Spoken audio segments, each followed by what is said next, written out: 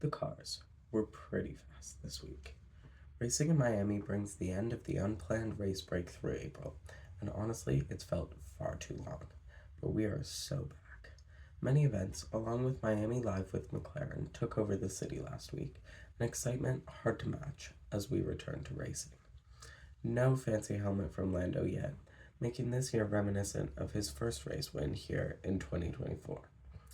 But there were some new car and suit designs from various teams, switching up the vibe of the paddock, especially the V carb car. You know, it takes them 8 months to get a new lively. Pretty cool. Big process though. You gotta appeal to the FIA and they have to be like, yep, we approve this. Insane. Now onto the race action. Sprint qualifying on Friday puts Lando on pole, 0.2 of a second ahead of Kimi Antonelli, a first this season, where the grid isn't a Mercedes lockout. Kimi in P2, Oscar in P3, followed by Charles, Max, George, Lewis, and Franco in point scoring position. The sprint race switches up the order quite a bit, putting Lando on pole, followed by Oscar, Charles, George, and Max, with Kimi in 6th after serving a 5-second penalty. The race mostly reshuffles the midfield, with Charles taking the lead and Kimi going wide off the line. Ferrari leads the middle of the race, while Isaac takes a Red Bull into the wall, and Pierre is sent upside down by a collision with Liam, deemed a racing incident that brings out a safety car.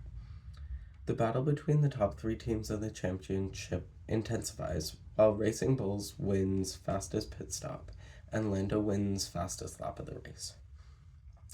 Kimi takes back the lead near the end of the race, and Max and Lando play pass and repass. Oscar and Charles battle it out on the straights, and Charles spins but manages to keep the Ferrari out of the wall. The checkered flag brings a third race win in a row this season for Kimi Antonelli, followed by Oscar, Lando, George, and Max for top 5. And on a side note, Kimi is not legal drinking age in the States, and I love it. It's like when he first started in Formula 1, he barely had his driving license. Insane, I love it.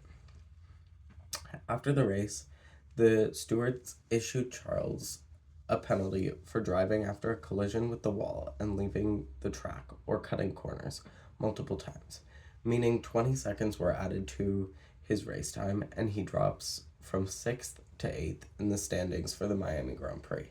But surprisingly, that doesn't affect or change the team or driver standings for the championship. And of course, let it be known that the break didn't fix everything with the new regulations, mostly giving teams more time to test and be better prepared. People, Oscar, are still pissed about the cars, and pretty much all the other drivers too.